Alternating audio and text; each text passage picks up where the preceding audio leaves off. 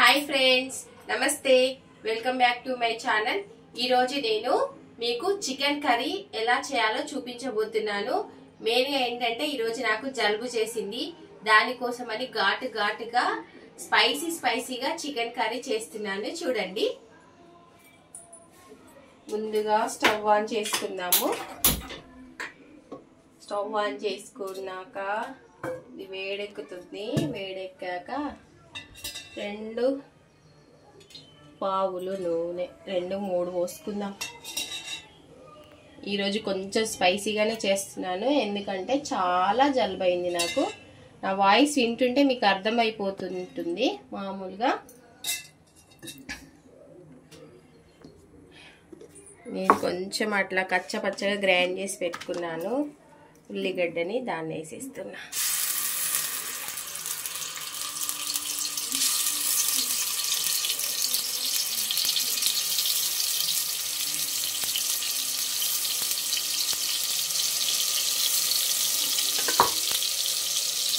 రెండు పచ్చిమిర్చి చించేస్తున్నా. కొంచెం బగారా ఆకు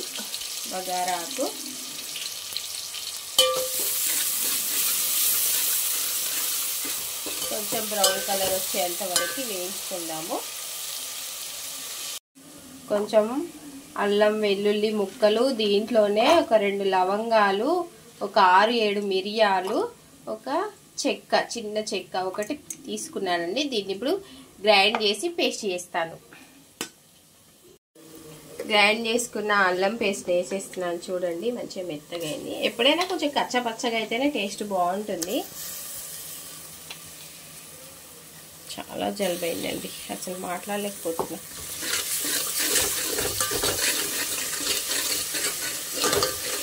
ఓకేనా ఫ్రెండ్స్, ఇలా కొంచెం వేగాలి. నూనెలో, ఆయిల్లో వేగితే బాగుంటుంది టేస్ట్, ఫ్లేవర్ మంచి స్మెల్ వస్తుంది. దాంట్లోనే కొత్తిమీర, పుదీనా కూడా వేసేస్తున్నాను.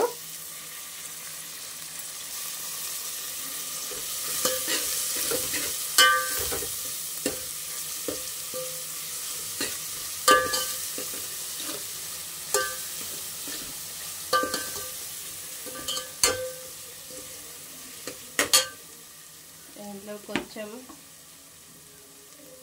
పసుపు వేస్తున్నా, కొంచెం పసుపు.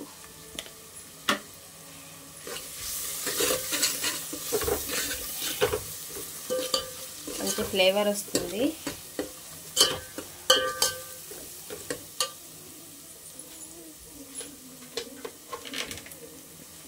ఎప్పుడైనా సరే ఫ్రెండ్స్, చికెన్ ఎప్పుడైనా సరే ఉప్పులో కడిగి పెట్టుకోవాలి. ఇది కడిగి పెట్టుకున్న చికెన్, ఓన్లీ బోన్ వరకే తీసుకున్నాను. మెత్తటి పీసులన్నీ పక్కన పెట్టాను. మెత్తటి పీసులు వేరే రెసిపీ కోసం అండి. ప్రస్తుతానికైతే ఈ బొక్కలున్న పీసులు మాత్రము వండుతున్నానండి.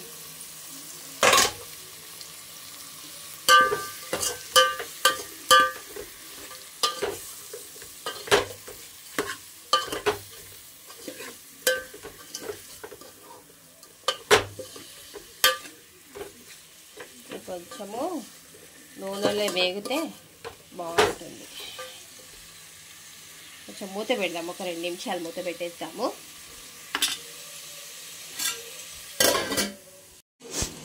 చూద్దాము మనము. ఓకే, ఇది నూనెలో మొత్తం ఉడికిపోయింది. ఆయిల్ మొత్తం పైకి వచ్చేస్తుంది ఫ్రెండ్స్. ఇప్పుడు ఏం చేస్తామనంటే కొంచెం ఉప్పు వేసుకుందాము.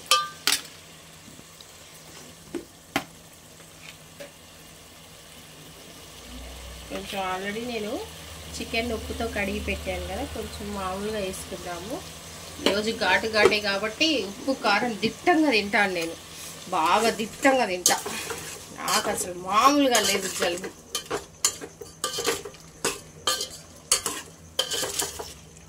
నాకు పెట్టవా మమ్మీ అంటుంది మా పాప. పెడతాలే అమ్మా, పెట్టకుండా ఏం తినలే అమ్మా, కంగారు పడకు. 1-1.5 వేద్దాం చాలు. మరి ఎక్కువ స్పైస్ ఉంటే కూడా కారం బాగా మండిద్ది. కారపొడి వేసుకుందాం ఇప్పుడు.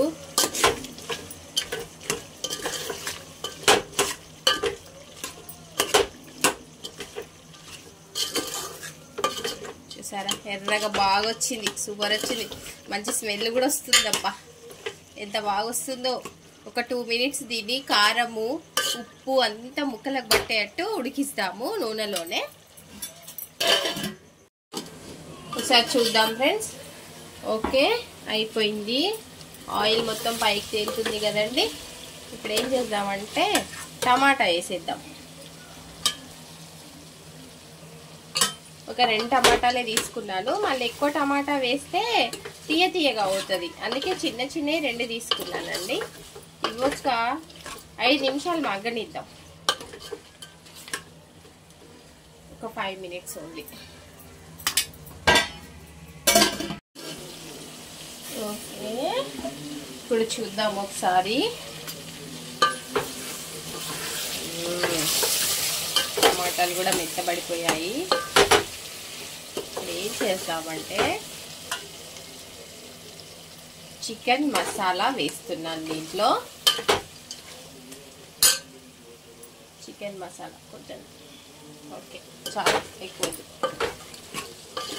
చికెన్ మసాలా అండి. ఈ మసాలా మొత్తం ముక్కలకు పట్టాలి, ప్లస్ మనకి రసం గ్రేవీ రావాలంటే ఆ బొక్కలకు ఉన్నది మొత్తం బయటికి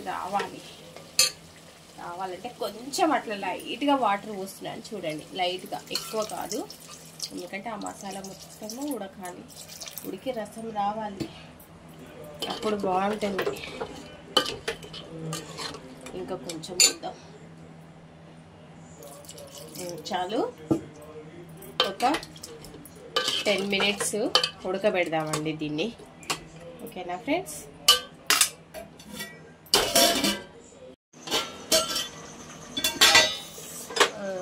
కర్రీ అయిపోయిందండి. ఇది చూడండి ఎలా రసం ఎలా వచ్చిందో, బాగుంటుంది. ఈ రసము తినడం వలన దగ్గు జలుబు మొత్తం పోయింది. చికెన్ పులుసు చూడండి. ఆఫ్ చేస్తున్న స్టవ్. నేను ఆల్రెడీ ఇక్కడ అన్నం పెట్టి ఉంచాను, దాంట్లో నేను ఓన్లీ రసమే వేసుకుంటున్నా. నాకు ఇప్పుడు ముక్కలు వద్దు, నాకు రసమే కావాలి.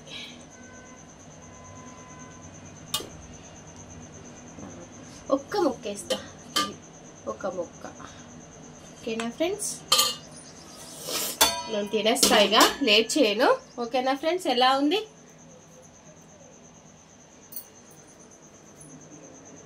ఫ్రెండ్స్? బాగుందా, నచ్చిందా? కామెంట్ చేయండి, షేర్ చేయండి, లైక్ చేయండి, సబ్స్క్రైబ్ చేయండి, ఎంకరేజ్ చేయండి. ఓకేనా ఫ్రెండ్స్, బాయ్, నమస్తే.